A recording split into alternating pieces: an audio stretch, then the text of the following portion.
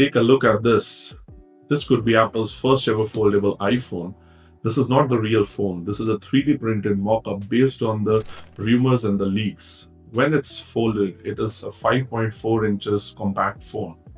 But when you open it, you get a big display of 7.6 inches. The screen size is similar to iPad mini, so it looks like a small tablet.